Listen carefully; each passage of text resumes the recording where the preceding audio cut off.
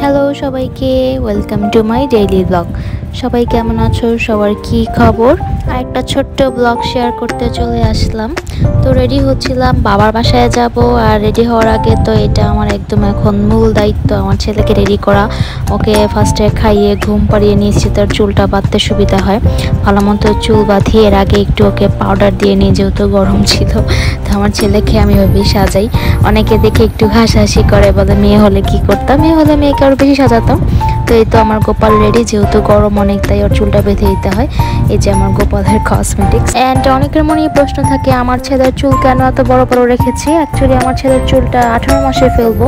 আর আমার সত্যি কথা বলতে বাচ্চাদের বড় বড় চুল খুব ভালো লাগে, সুন্দর করে গোপালের মতো করে চুল বেঁধে দেওয়া যায়, আমার ভালো লাগে পার্সোনালি। তবুও এখন চিন্তা ভাবনা করছি, যেহেতু এত গরম, ছেলেটা ঠান্ডা লেগে যায়, চুলটা ফেলে দিতে পারি। এখনও ঠিক করিনি কোনো কিছু। তো আমি একটু রেডি হয়ে নিচ্ছিলাম, প্রচণ্ড পরিমাণে গরম ছিল। তো চুল বেঁধে একদম রেডি হয়ে গেছি। তারপর এখানে প্রিন্স ছেলেকে রেডি করছিল। এই যে আমাদের সাজুগুজু শেষ। আমার ছেলে আয়না দেখলে খুবই খুশি হয়, সে খুব এক্সাইটেড হয়ে যায়। সেভাবে এখানে আরেকটা বাচ্চা আছে, আয়না দেখলে আর কি ধরার চেষ্টা করে অনেক বেশি। এই যে সাজুগুজু করে আমরা রেডি। এরপর আমরা বাসার নিচে চলে যাই, সে তার বাবার বাইকেও সে একটু ছবি টবি তুলে একটু আমরা কুড়া করি। কুড়া মিন্স হচ্ছে ভালোবাসা, এটা একটা বরিশালের ভাষা। তো যাই হোক, বাবার বাসায় যেহেতু যাবো, একটু রসের থেকে মিষ্টি নিয়ে নিলাম। এরপর বাসায় চলে গেলাম এজ ইউজুয়াল, যেহেতু অনেক দিন পর গিয়েছি। মা ঠাম্মা এসে ধান দুব্বা দিচ্ছিল, এটা আমাদের ফ্যামিলির একটা রিচুয়ালস। কেউ বাসায় অনেকদিন পরে গেলে বা প্রথমবার গেলে বা বাচ্চা নিয়ে গেলে ধান দুব্বা দেয়, এতে আয়ুর জন্য দেয় আর কি। এটা হিন্দু অনেকেই হয়তো বা জানে।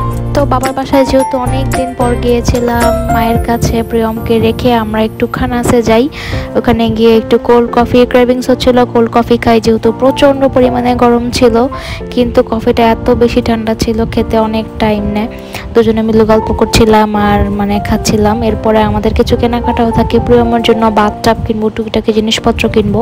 আর এখন যেহেতু রান্নার ব্লগ শেয়ার করি, ভাবলাম যে কিছু কেনাকাটা করব। তো এই যে একটু পাগলামি করছিলাম, ফ্রেঞ্চ ফ্রাই দিয়ে কোল্ড কফি। এটা অ্যাকচুয়ালি একদমই খেতে ভালো না, প্রিন্স যদিও একটু ঢং করছে, একটুও মজা না। তো আমরা বেস্ট বাইতে গিয়েছিলাম, বেস্ট বাইতে গিয়ে টুকিটাকি জিনিসপত্র কিনি। আমি আমার রান্নার জন্য এই টুকটাক জিনিসপত্র কিনি, তেমন কিছু না। এখন সত্যি বলতে কোথাও শপিং করতে গেলে কিউট যা দেখি তাই আমার ছেলের জন্য নিতে ইচ্ছা করে। তো রান্নাঘরের জন্য টুকিটাকি জিনিসপত্র নিলাম, আমার শাশুড়ির জন্য 2টা হাতা নিলাম। এরপর প্রিয়মের জন্য বাথটাব দেখি। তো আমার কাছে পিঙ্ক বাথটাবটা ভালো লাগে, কিন্তু প্রিয়মের বাবার পছন্দ হয় না। এরপর আমরা ব্লু কালার বাথটাবটা নিয়ে নিই। মোটামুটি সাইজ বাথটাবের, এর থেকে বড় সাইজ আর নেই। তো বাথটাব নিয়ে আমার চায়ের জন্য একটা কাপ নিই। এই যে আমটা আমার মা ভারী গিয়েছিল, এখান থেকে নিয়ে আসে, একদম গাছের আম। আমটা দেখতে আমার খুব সুন্দর লাগছিল, তাই ভিডিও করি। আর বাড়ি থেকে কিছু সন্দেশ বানিয়ে নিয়ে আসে। এই ছিল আজকে ব্লগটা শেষ করে দিচ্ছি। সবাই ভালো থাকবেন।